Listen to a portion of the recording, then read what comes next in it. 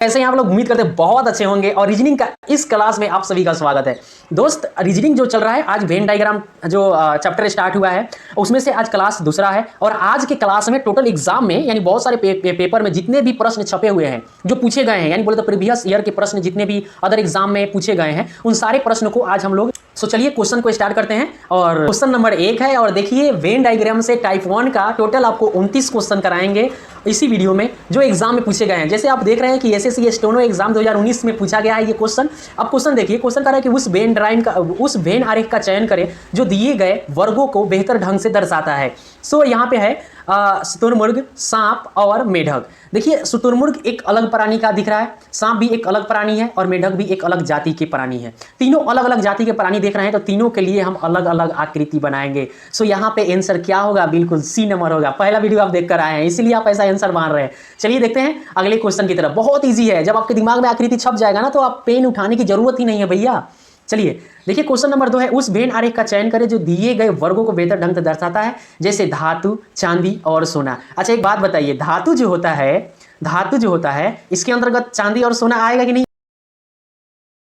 चांदी एक धातु है और सोना भी एक धातु है, तो ये हो गया धातु, ये दोनों अलग अलग हो जाएंगे। चांदी भी, इसका भी गुण अलग है और सोना का भी गुण अलग है। तो चांदी ये हो गया और सोना ये हो गया और ये दोनों क्या हो गए भैया? धातु हो गए। तो आपको आंसर क्या दिख रहा है? Option D number. सो ऐसा ही तो आंसर मारना है। आपको बोलेंगे कि पहला वीडियो देख लीजिएगा, दिमाग में आपका आकृति छप जाएगा और उसके बाद आंसर पेन उठानी नहीं पड़ेगी आपको। चलिए अगले क्वेश्चन की तरफ चलते हैं। देखिए अगला क्वेश्चन है, ये क्या है, क्या पढ़ें? चलिए पढ़ लेते हैं। दी गई श्रेणियों के बीच सर्वश्रेष्ठ संबंध को दर्शाने वाले वेन आरेख का चयन कीजिए। ये भी देखिए एसएससी सीजीएल 2018 में पूछा गया था। अच्छा, माता पिता, अमीर व्यक्ति और किसान। माता पिता, अमीर व्यक्ति और किसान। अच्छा, माता पिता जो है, ये माता पिता हैं, क्या ये अमीर आदमी नहीं हो सकते हैं? बिल्कुल हो सकते हैं। सारे के सारे माता पिता अमीर आदमी नहीं हो सकते, मगर कुछ माता पिता अमीर भी होते हैं और कुछ माता पिता किसान भी होते हैं और कुछ किसान अमीर भी होते हैं। तीनों के बीच में संबंध बन रहा है, तो ऐसा आकृति आपका ए नंबर में दिख रहा है और बिल्कुल आपका ए नंबर सही आंसर होगा। आया बात समझ में? आपको मैं बता दिया हूं कि यह आकृति कब बनाना है, यह आकृति कब बनाना है और यह आकृति कब बनाना है। ये सब मैंने सिखाया हुआ है वीडियो 1 में, इसी चैप्टर के। चलिए अगले क्वेश्चन की तरफ चलते हैं। देखिए क्वेश्चन है 4 नंबर, दिए गए विकल्पों में से उस वेन आरेख का चयन कीजिए जो निम्नलिखित श्रेणियों के संबंध को सर्वश्रेष्ठ रूप से दर्शाता है। माताएं, डॉक्टर और होमोसेफियन। देखिए मैं माता के लिए एक आकृति बनाता हूँ। ये माताएं हैं और माताएं क्या होती हैं? माता क्या होती हैं? सारी माता तो डॉक्टर नहीं होती है ना। सारी आपकी माता डॉक्टर तो नहीं है, कुछ गृहस्थी चलाने वाली होती हैं, जैसे हाउस वाइफ है, जैसे मतलब अलग अलग काम करने वाली भी होती हैं। तो कुछ माताएं क्या होती हैं? डॉक्टर भी होती हैं। और डॉक्टर और माताएं यानी इंसानी ये भी है, मानव ये भी है, मानव ये भी है। तो दोनों किसके अंतर्गत आते हैं? वैज्ञानिक नाम, मानव जाति का वैज्ञानिक नाम क्या होता है? होमोसेफियन होता है। तो ये हो जाएगा होमोसेफियन। सो आपका आकृति कौन सा दिख रहा है? C number. अरे भैया मैं बार बार बोल रहा हूँ कि मैंने पिछले वीडियो में आकृति बनाना सिखाया है, आप आकृति बनाना सीख जाएंगे, देखते देखते इसको आंसर ठोक देंगे। तो चलिए अगले क्वेश्चन की तरफ चलते हैं और देखिए अगला क्वेश्चन कैसे बनेगा। देखिए कह रहा है कि दिए गए विकल्पों में से उस वेन आरेख का चयन कीजिए जो निम्नलिखित श्रेणियों के बीच संबंध को सर्वश्रेष्ठ रूप से दर्शाता है। ये एसएससी सीपीओ 2018 के एग्जाम में पूछा गया है। अच्छा, अक्रिय गैस, क्लोरीन और हीलियम। अच्छा साइंस तो आप पढ़े हैं ना। अच्छा आप एक बात बताइए, हीलियम क्या है? अक्रिय गैस है कि नहीं है?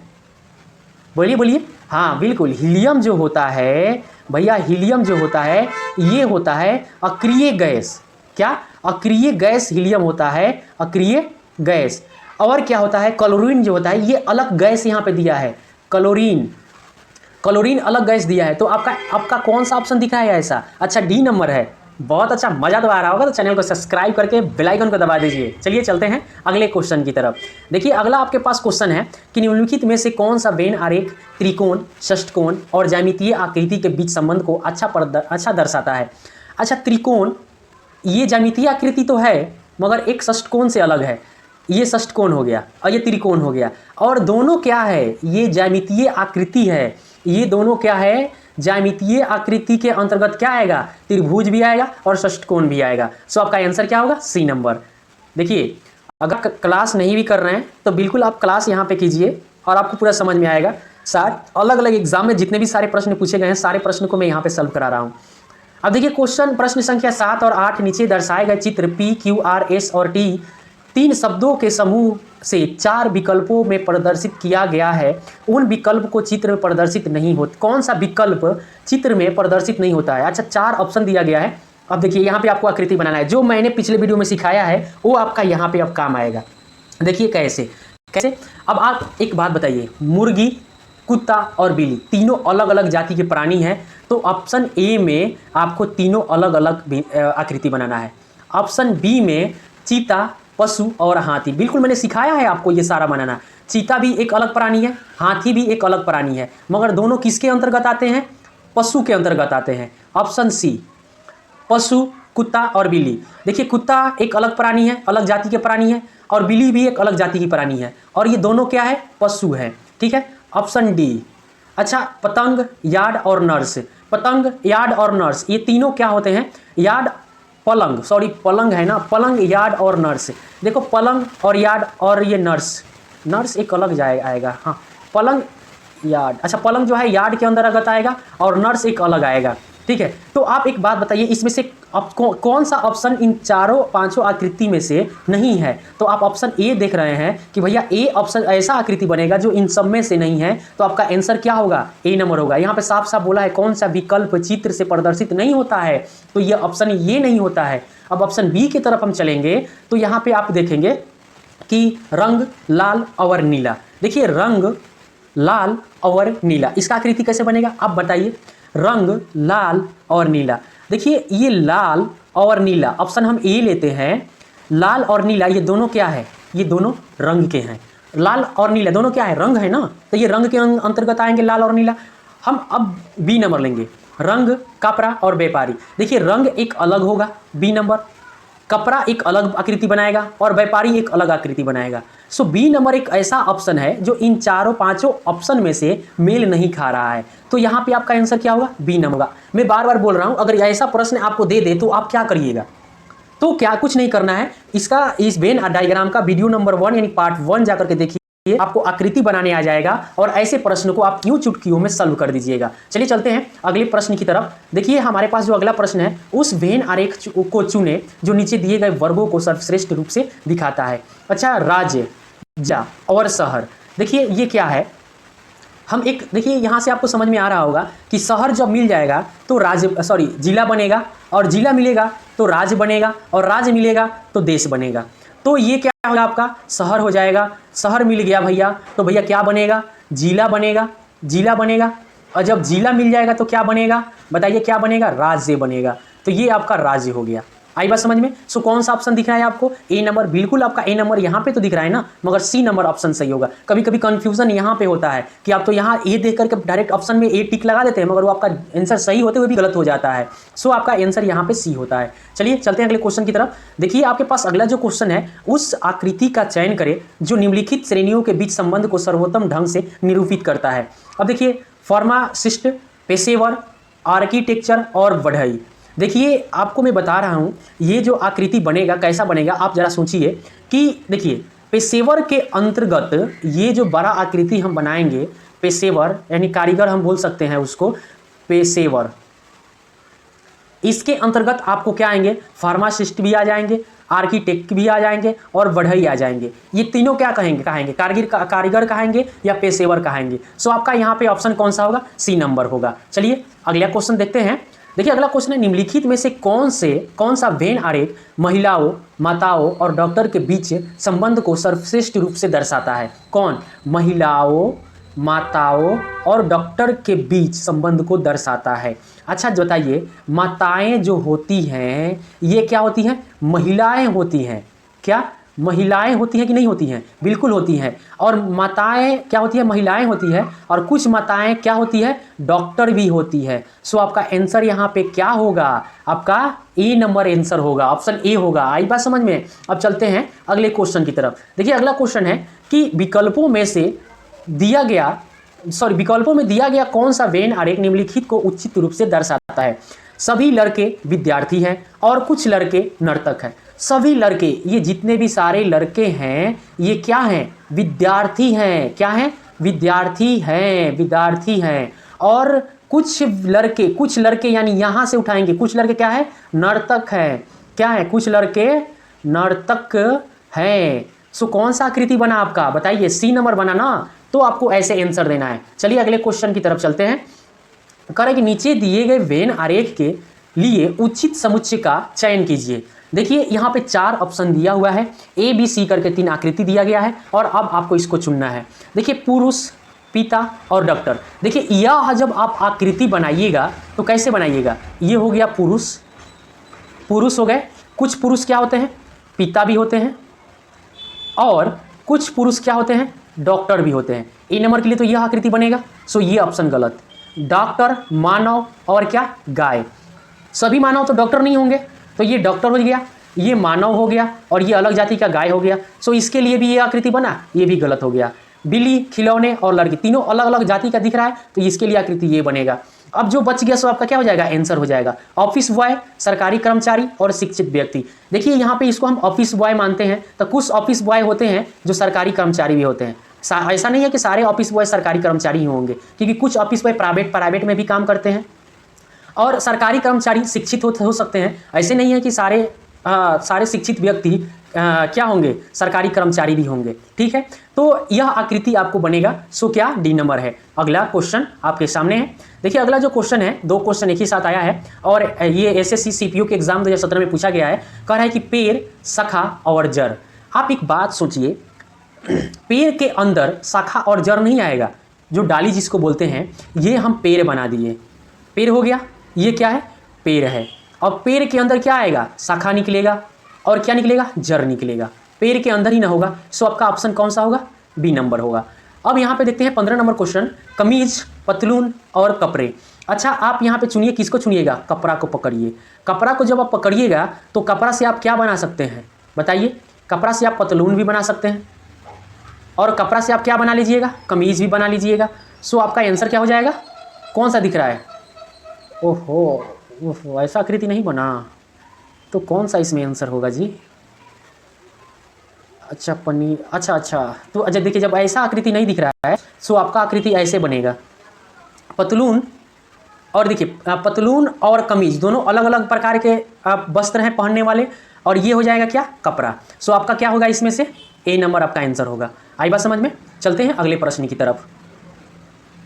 देखिए आपका यहाँ पे जो अगला प्रश्न है 16 नंबर, कह रहा है कि निम्नलिखित 4 डायग्रामों में से एक ऐसा डायग्राम चुनिए जो भाषा जापानी और फ्रेंच के बीच में संबंध को दर्शाता है। सो इसका आंसर क्या होगा, बताइए। देखिए जर्मन में भी एक भाषा बोली जाती है, उसको जर्मनी बोलेंगे, और जापान में भी भाषा बोली जाती है, उसको जापानी बोलेंगे। तो ये जापानी हो गया और ये जर्मन हो गया, और वो दोनों क्या आ जाएंगे, दोनों को क्या बोलेंगे, भाषा बोलेंगे। सो आपका क्या हो जाएगा, ऑप्शन ए नंबर आपका यहाँ पे ऑप्शन हो जाएगा। 17 नंबर देखते हैं। बताइए आप 17 नंबर आप सोच करके बताइए ना कि इसका आंसर क्या होगा। अब यहाँ पे धर्म दिया है, मस्जिद और मंदिर। देखिए एक अलग धर्म का क्या है, मस्जिद है, और ये एक अलग धर्म का क्या है, मंदिर है, और दोनों किसके अंतर्गत आएंगे, मंदिर और मस्जिद धर्म के अंतर्गत आएंगे।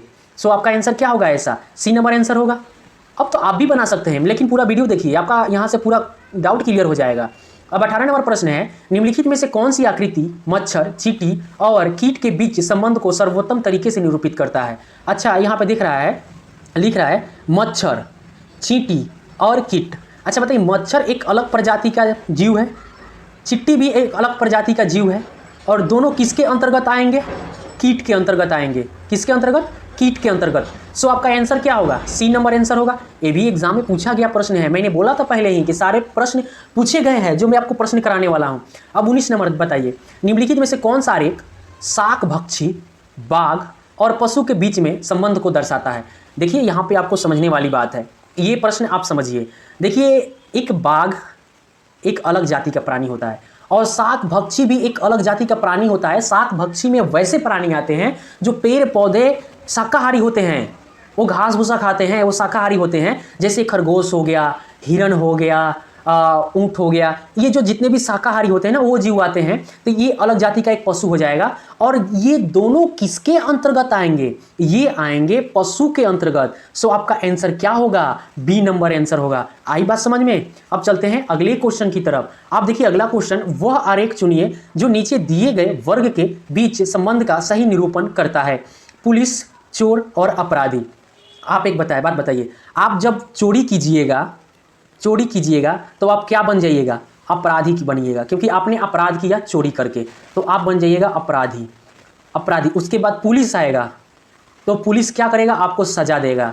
सो पुलिस हो जाएगा एक अलग अलग मतलब जाति हो जाएगा। सो यहाँ पे चोरी किए, अपराधी बने, और पुलिस आया आपको पकड़ कर ले गया जेल में। सो ऐसा नहीं करना आपको। अब बताइए इसका आंसर क्या होगा, आंसर तो बताइए पहले, आंसर ये नंबर होगा। अब देखिए 21 नंबर प्रश्न है जो आपको इसका आंसर देना है, पहले आप आंसर बताइए। वाह क्या बात है, आपने तो बिल्कुल सही आंसर दिया है, सी नंबर। अरे वाह, चलिए समझ लेते हैं, एक भैया का आंसर नहीं आया है। देखिए वह आरेख चुनिए जो नीचे दिए गए वर्गों के बीच संबंध को सही निरूपित करता है। अच्छा बताइए, खिलाड़ी, क्रिकेटर और बल्लेबाज। खिलाड़ी के लिए हम ये आकृति बनाते हैं। खिलाड़ी क्या होता है, क्रिकेटर होता है, क्योंकि सॉरी भाई दोस्त, सॉरी, यहाँ पे खिलाड़ी, क्रिकेटर और बल्लेबाज। पहले हम बल्लेबाज के लिए आकृति बनाएंगे। बल्लेबाज क्या करता है, बल्लेबाजी कर रहा है, इसका मतलब क्रिकेट खेल रहा है, तो ये क्रिकेट के लिए हो गया। अब क्रिकेट जो खेल रहा है वो क्या हो गया, वो खिलाड़ी हो गया, तो आपका ये आकृति बन रहा है। बिल्कुल आपने सही आंसर दिया था, सी नंबर। चलिए अगले प्रश्न की तरफ चलते हैं। अगर देखिए वीडियो आपको अच्छा लग रहा है तो प्लीज़ आप चैनल को सब्सक्राइब कर दीजिए। शेयर करने के लिए तो दूर की बात है, आप शेयर भी कर दीजिए और लाइक जरूर कर दीजिए, और कमेंट बताइए, कमेंट में इसका आंसर दीजिए। इस प्रश्न का आंसर हम नहीं बताएंगे, आपको कमेंट में इसका आंसर देना है कि इसका आंसर क्या होगा। ठीक है, बताइए क्या होगा आंसर। ठीक है, 22 नंबर का आंसर कमेंट में आना चाहिए। मैं भी देखता हूं कि आप इसका आंसर सही बता पाते हैं या नहीं बता पाते हैं। चलिए अगले क्वेश्चन की तरफ देखिए। अगला क्वेश्चन है, वह आरेख चुनिए जो नीचे दिए वर्गों के बीच संबंध का सही निरूपण करता है। चाय, कॉफी और पेय। आप एक बात बताइए, चाय एक पेय पदार्थ है, कॉफी को भी हम पीते हैं, और दोनों क्या है, किसके अंतर्गत आएगा, पेय पदार्थ के अंतर्गत आएगा। सो आपका आंसर क्या होगा, बी नंबर होगा। अगला क्वेश्चन है, निम्नलिखित में से कौन सा चित्र भवन, लंबा और आदमी के बीच में संबंध को दर्शाता है। भवन, लंबा और आदमी। अच्छा, लंबा को हम पकड़ते हैं, लंबा क्या भवन नहीं होता है, बिल्कुल होता है, मगर सारे भवन लंबे नहीं होता है, इस बात का ध्यान रखिए आप। ये हो गया लंबा, लंबा कुछ लंबा भवन होता है, भवन सारे लंबे नहीं होते हैं, लेकिन कुछ भवन लंबा भी बनता है। और एक होता है यहाँ पे आदमी, सारे आदमी लंबे नहीं होते हैं, कुछ आदमी छोटे कद के भी होते हैं, तो यहाँ पे ये हो जाएगा आदमी। सो आपका कौन सा आकृति, बिल्कुल सी नंबर आपका सही आंसर होगा। चलिए अब चलते हैं अगले प्रश्न की तरफ। देखिए अगला जो प्रश्न है, निम्नलिखित में से यानी कौन सा आरेख दिए गए 3 वर्ग पति पत्नी और परिवार के बीच संबंध को दर्शाता है। देखिए पति एक पुरुष है और पत्नी एक महिला है, और ये दोनों क्या है, एक परिवार का सदस्य हैं। सो आंसर क्या होगा, सी नंबर। ये भी क्वेश्चन पूछा गया है यूपी पुलिस कांस्टेबल में, सारे प्रश्न पूछे गए हैं, इस बात का ध्यान रखिए, तो ऐसे ही प्रश्न पेपर में छपेंगे। सो अगला क्वेश्चन है, निम्नलिखित में से कौन सी आकृति बाघ, हाथी और जानवर के बीच संबंध को भली भांति दर्शाता है। बाघ, हाथी और जानवर। देखिए बाघ एक अलग जाति का जीव है और हाथी भी एक अलग जाति का जीव है, और दोनों किसके अंतर्गत आते हैं, जानवर के अंतर्गत। सो आपका आंसर क्या होगा, सी नंबर। चलिए अगला प्रश्न की तरफ चलते हैं। देखिए अगला जो प्रश्न है, उस आकृति का पहचान कीजिए जो निम्न 3 चीजों के संबंध का सबसे सर्वोत्तम ढंग से प्रदर्शित करता है। देखिए लिग्यूम बीज, मटर और किडनी बीज, ये तीनों अलग अलग प्रजाति के बीज हैं, तो इनके लिए तीनों अलग अलग आकृति बनेगा। सो आंसर क्या होगा, सी नंबर होगा। अब आप इसका आंसर दीजिए। निम्नलिखित आकृति में से कौन सी आकृति फल, लाल कमीज के बीच संबंध को दर्शाता है। अगर देखिए हम एक लाल शब्द को पकड़ते हैं और यहाँ पे लिखते हैं लाल, आप समझने का प्रयास कीजिए। लाल, क्या लाल फल नहीं होता है, बिल्कुल होता है, लेकिन सर पूरा का पूरा फल लाल नहीं होता है, कुछ फल लाल होते हैं। सारे के सारे कमीज क्या लाल होते हैं, नहीं, सारे कमीज लाल नहीं होते हैं, कुछ कमीज लाल होते हैं। सो आपका आकृति कौन सा बनेगा, इस तरह का आकृति बनेगा जो ऑप्शन डी में है। सो आपका डी यहाँ पे सही उत्तर होगा। अगला क्वेश्चन की तरफ चलते हैं। कह रहा है कि किसी गांव में जमींदार में कुछ साक्षर हैं, निम्न में से कौन सा उनके बीच संबंध को दर्शाता है। यहाँ पे कुछ आ गया, तो कुछ व्यक्ति शिक्षित है, तो कुछ मतलब कुछ व्यक्ति यानी क्या है, कुछ उम्मीदवार जो है शिक्षित है, ये हो गए उम्मीदवार और ये हो गए शिक्षित साक्षर। तो कुछ साक्षर जो है उम्मीदवार है और कुछ उम्मीदवार साक्षर है। कथन में ऐसे बोला है, प्रश्न में ऐसे बोला है, तो आपका आंसर क्या होगा, सी नंबर होगा। देखिए वीडियो यहाँ इस टाइप से जो टाइप 1 था यहीं तक आपका इसमें प्रश्न था जो मैंने प्रश्न पूछा है। सारे प्रश्नों को मैंने इस टाइप से प्रश्न सारे का सॉल्व करा दिया। और देखिए ये SSC CGL 2016 के एग्जाम में प्रश्न छपा था। देखिए सो दोस्त हमारे पास ये तीसरा प्रश्न है जो टाइप वेन डायग्राम का टाइप 2 है। 1 और टाइप 2 में ही आपका पूरा चैप्टर समाप्त हो जाता है, उसके बाद आप प्रैक्टिस सेट लगा सकते हैं। सो दोस्त यहाँ पे क्वेश्चन बोल रहा है कि निम्न वेन आरेख व्यापारिक परीक्षण A, B और C लेने वाले कुछ 50 छात्रों को दर्शाता है। इनमें से प्रत्येक कम से कम एक परीक्षण सत्र में भाग लेते हैं। कितने छात्र केवल 2 परीक्षण सत्रों में भाग लेते हैं? देखिए व्यापारिक परीक्षण A, B, C है, यहाँ पे A, B और C दर्शाया गया है। इनमें से बोल रहा है कि इसमें टोटल कितने छात्र हैं? 50 छात्र हैं। इनमें से प्रत्येक कम से कम एक परीक्षण सत्र में भाग लेते हैं। कितने छात्र केवल 2 परीक्षण सत्रों में भाग लेते हैं? अच्छा, A परीक्षण सत्र एक और B दूसरा है और C तीसरा है। आप बताइए यहाँ पे ये तो केवल A वाले परीक्षण है लेते हैं, 12 केवल 2 वाले परीक्षण लेते हैं और 10 केवल C वाले परीक्षण लेते हैं। ये टोटल एक ही परीक्षण सत्र में भाग लेते हैं।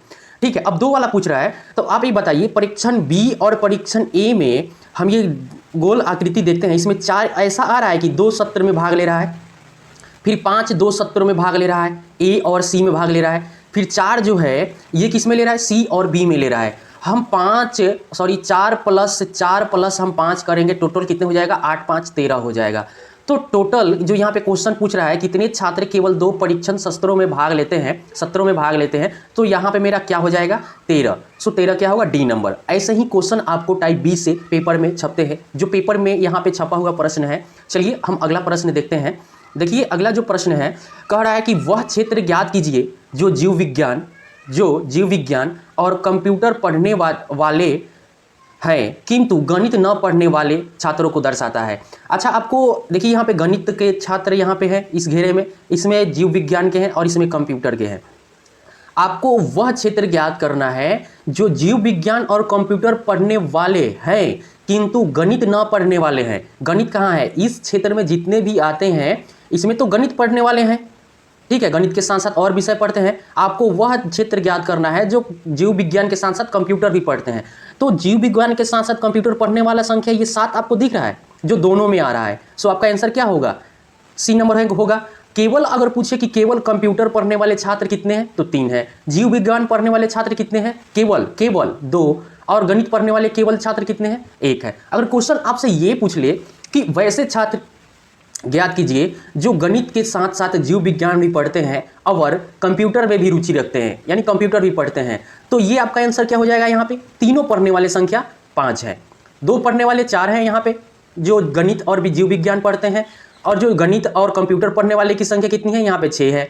और जीव विज्ञान और कंप्यूटर पढ़ने वाले की संख्या कितनी है? 7 है। जो ये प्रश्न में छपा था ये हमारे पास इसका आंसर C है। देखिए ये भी एक क्वेश्चन पूछा गया था SSC CGL 2014 में, वैसे ही सारे प्रश्न हमने वहीं ले रखा है जो एग्जाम में छपे हुए हैं। सो अगला क्वेश्चन आपके पास है यहाँ पे 32 नंबर। कह रहे निम्नलिखित आकृति में वर्ग वकील को, अच्छा यहाँ पे वर्ग वकील लिख दो आप, वर्ग वकीलों को दर्शाता है, और त्रिभुज साइकिल चालक, यहाँ पे ये त्रिभुज जो है साइकिल चालक,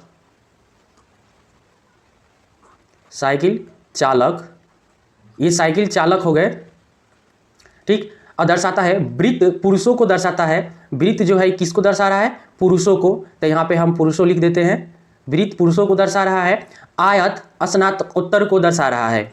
आयत यहाँ पे है जो क्या है? स्नातकोत्तर को दर्शा रहा है। स्नातकोत्तर को दर्शा रहा है। अक्षरों का कौन सा समूह उन पुरुषों को दर्शा है जो साइकिल चालक नहीं है? पुरुषों का कौन सा समूह, अच्छा पुरुष कहाँ है? पुरुष तो वृत्त में जो है क्या है? पुरुष है। कौन सा समूह दर्शाता है जो साइकिल चालक नहीं है? साइकिल चालक त्रिभुज में है? तो यहाँ पे त्रिभुज वाला तो हमको लेना नहीं है क्योंकि साइकिल चालक है, और पुरुष ज्ञात करना है। पुरुषों का कौन सा समूह दर्शाता है जो साइकिल चालक नहीं है? तो साइकिल चालक नहीं है, तो ठीक है हम त्रिभुज वाले छोड़ देते हैं। अब यहाँ पे D हो जाएगा, C हो जाएगा और H हो जाएगा। ऑप्शन के अकॉर्डिंग में बात कर रहा हूँ। देखिए B आ रहा है, B, C और D, तो B, C और D ये भी हो सकता है। B, C और D क्योंकि पुरुष का समूह है, हालांकि यही होगा। बाकी हम और ऑप्शन देखते हैं G और F। देखिए G और F साइकिल चालक में आते हैं, जो यहाँ पे साफ साफ लिखा है जो साइकिल चालक नहीं है, तो ये B नहीं होगा आपका। C नहीं होगा। B नंबर हम देखते हैं ऑप्शन, तो E तो साइकिल चालक है, ये भी नहीं होगा। G, F, देखिए G, F इसमें आ रहा है, तो D ये भी नहीं होगा। हमारा ऑप्शन क्या होगा? A नंबर सही होगा। चलिए चलते हैं अगले प्रश्न की तरफ। देखिए अगला जो प्रश्न है बोल रहा है कि नीचे दी गई आकृति में त्रिभुज शाकाहारी उत्पादकों को दर्शाता है। अच्छा, त्रिभुज यहाँ पे शाकाहारी उत्पादक हो जाएगा, शाकाहारी उत्पादक को दर्शाता है। और आयत जो है चॉकलेट उत्पादक को दर्शाता है। आयत जो है यहाँ पे चॉकलेट को दर्शाता है और यहाँ पे हो जाएगा। और वृत्त जो है भारत में उत्पादित उत्पाद को दर्शाता है। वृत्त जो है भारत में उत्पादित उत्पाद को दर्शाता है। इतना से मेरा काम चल जाएगा। अब क्वेश्चन यहाँ से कह रहा है कि भारत द्वारा निर्मित शाकाहारी चॉकलेट का प्रतिनिधित्व करने वाला अक्षर कौन है। भारत द्वारा उत्पादित, अच्छा भारत द्वारा उत्पादित ये गोल घेरे में आएगा। अब बोल रहा है कि भारत द्वारा निर्मित शाकाहारी चॉकलेट का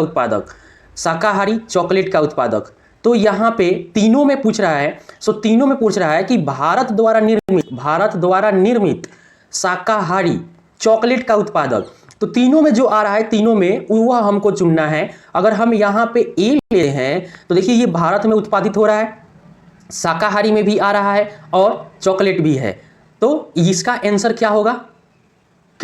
ए होगा। सो ऑप्शन ए में है आपका, यहाँ पे ए सही हो जाएगा। चलिए अगला क्वेश्चन जो है हमारे पास, देखिए क्वेश्चन है 34 नंबर, कह रहा है कि निम्न आकृति में वर्ग एशियाइयों का प्रतिनिधित्व करता है। अच्छा, वर्ग यहाँ पे है तो हम यहाँ पे लिख देते हैं एशियाइयों। चलिए क्वेश्चन थोड़ा लंबा दिख रहा है मगर ऐसा नहीं है कि ज़्यादा ये टफ है। एशियाइयों को कौन? वर्ग प्रदर्शित कर रहा है। और त्रिभुज लेखक को, त्रिभुज किसको? लेखक को, तो ये त्रिभुज क्या हो जाएगा? लेखक। चलिए यहाँ पे लेखक कौन हो गया? त्रिभुज हो गया। त्रिभुज का प्रतिनिधित्व, लेखक त्रिभुज का प्रतिनिधित्व करता है। वृत्त पिता को, अच्छा वृत्त यहाँ पे पिता को प्रतिनिधित्व करता है। आयत अभिनेता को, अच्छा आयत जो है कौन है? अभिनेता है, अभिनेताओं को प्रतिनिधित्व करता है। तो अक्षरों का कौन सा सेट उन अभिनेताओं का प्रतिनिधित्व करता है जो लेखक है? अभिनेताओं का, ये जो जितने भी आयत में आ रहा है, अब इस पे नजर डालिए। अभिनेताओं का कौन सा, अक्षरों का कौन सा सेट उन अभिनेताओं का प्रतिनिधित्व करता है जो लेखक है? लेखक कौन है? लेखक त्रिभुज में है। ठीक है, अब या तो डी आ जाएगा। अब यहाँ पे ऑप्शन के अकॉर्डिंग चलते हैं, हमारा डी होगा, डी होगा और जी होगा। ठीक है, मगर ये पिता के बारे में चर्चा नहीं किया है, बस इतना ही बोला है कि अक्षरों का कौन सा सेट उन अभिनेताओं का प्रतिनिधित्व करता है जो लेखक है। तो लेखक तो त्रिभुज में है, मगर लेखक तो ए भी है, जी नंबर, भले ये पिता है मगर लेखक भी तो है, तो डी और जी आपका आंसर हो जाएगा, जो यहाँ पे आपका ए नंबर ऑप्शन में है। ठीक है दोस्त, तो आज आप लोगों का वेन आरेख यानी वेन डायग्राम चैप्टर पूर्ण रूप से समाप्त हुआ। ये 2 वीडियो में मैंने समाप्त किया। अगला जो क्लास होगा वो कथन और निष्कर्ष से होगा, बिल्कुल बेसिक से पढ़ाएंगे। पहले क्लास नोट्स पढ़ाएंगे, उसके बाद आपको जितने भी पेपर में प्रश्न छपे हुए हैं उन सारे प्रश्नों को कराएंगे। सो दोस्त, वीडियो अच्छा लग रहा है तो प्लीज़ सपोर्ट कीजिए, चैनल को सब्सक्राइब कीजिए। मिलेंगे नेक्स्ट वीडियो में, बहुत बहुत धन्यवाद।